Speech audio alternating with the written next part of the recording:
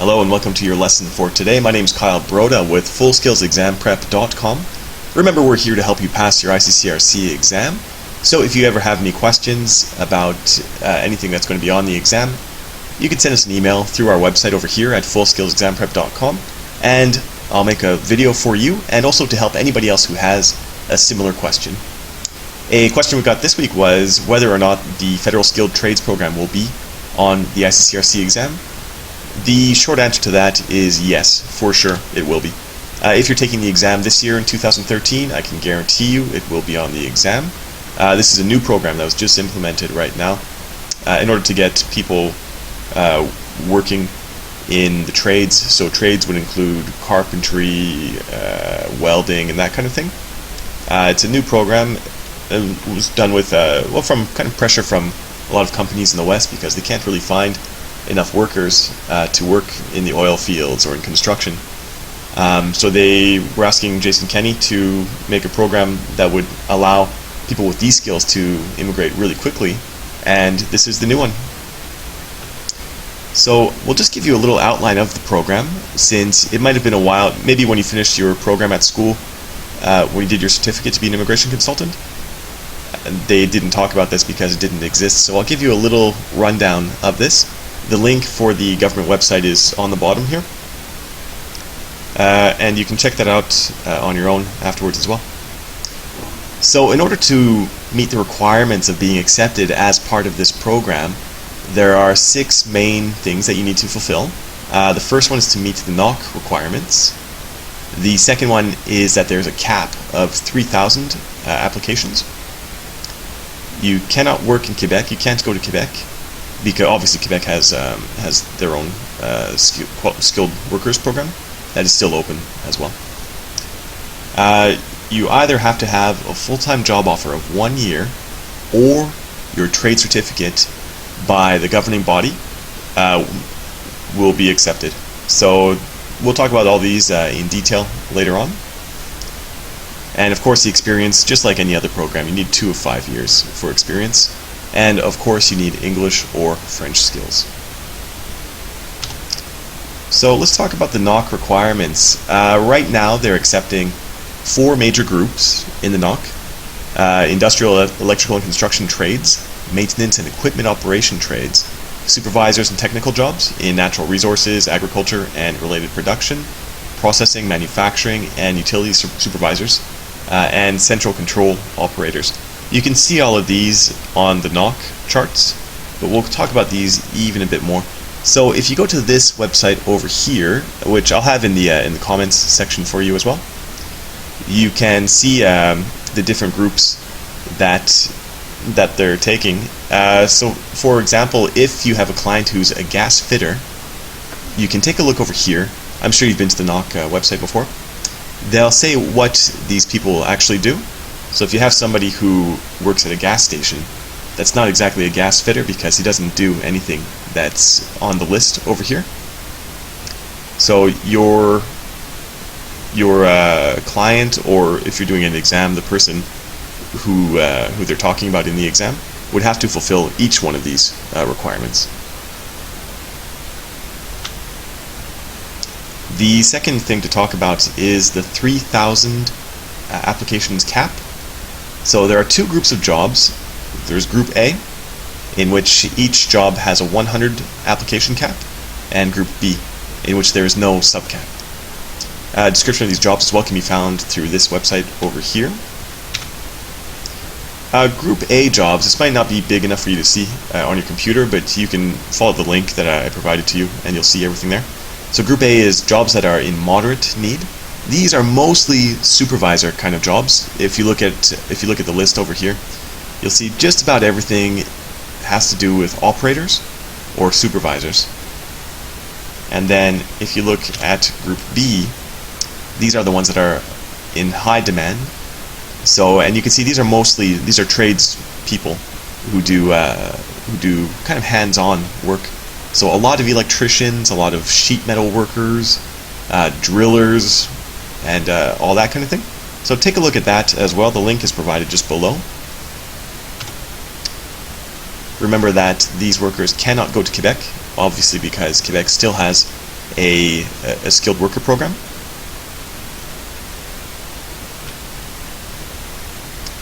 Remember that for these guys as well, they need to have either a full-time job offer of 1 year, and remember that's one continuous year. It can't be seasonal. It can't be 3 months here, 3 months there for 4 years.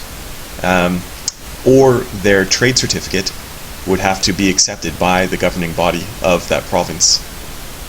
We'll talk about that a little bit more in the next slide, but for now, just remember that the 1 year job offer has to be continuous work, has to be 30 hours a week.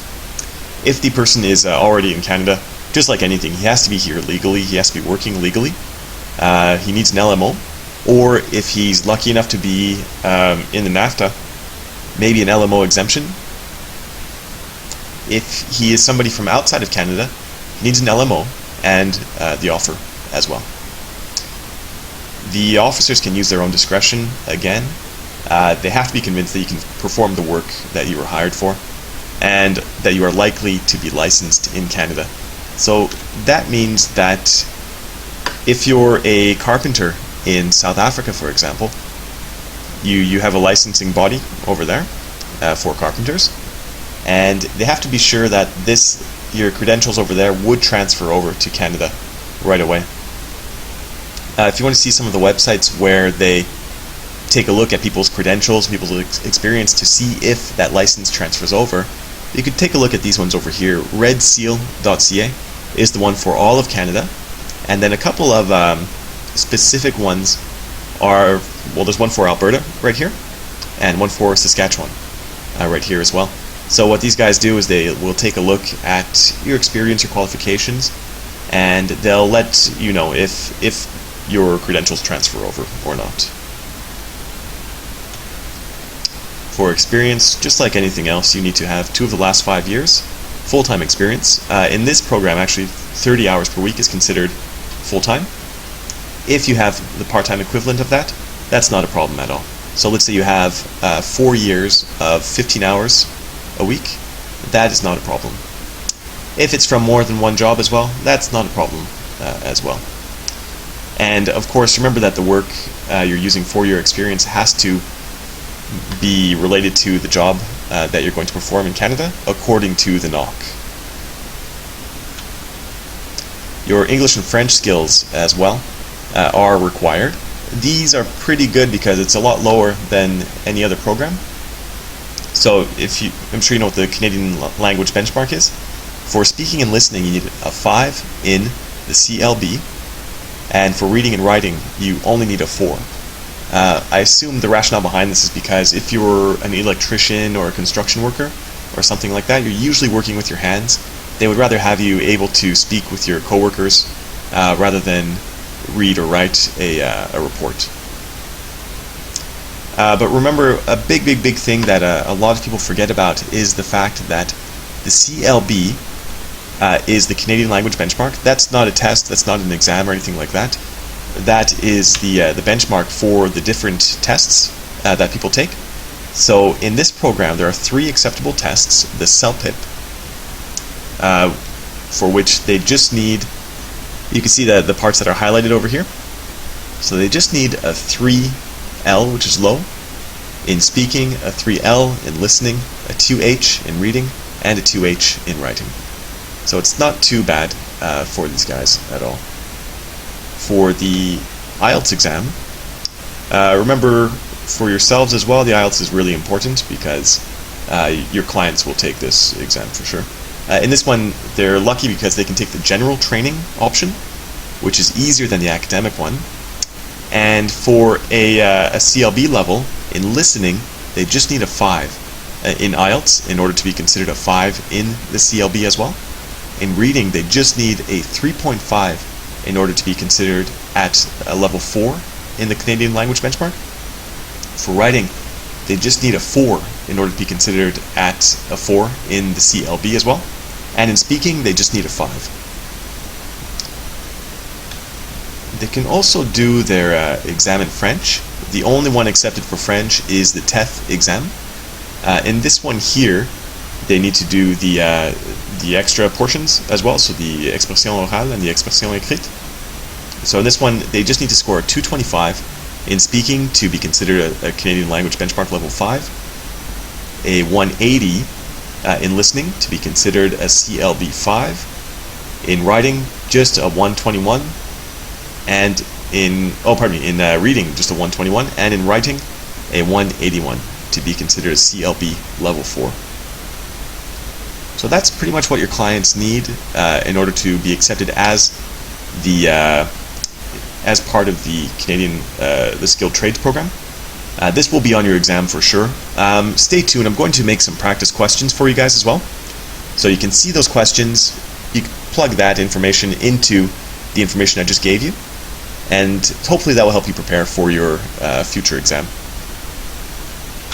Of course, remember that you can follow us on Facebook. Then you'll get all the updates automatically, if you like us, of course. You can follow us also on WordPress. Over there you'll get all of the updates automatically as well. And of course, if you have any questions or anything like that, you can always contact us through our website at fullskillsexamprep.com. All this information as well is summarized in our books and seminars. So during your test day, if you have the test day booklet, all this information is summarized. You can just find it really quickly. And of course, we have 300 exam preparation questions for you on the website as well. And so those will really help you get prepared for your exam. Okay, so stay tuned for the questions, and thanks a lot. Hope to hear from you soon. Bye-bye.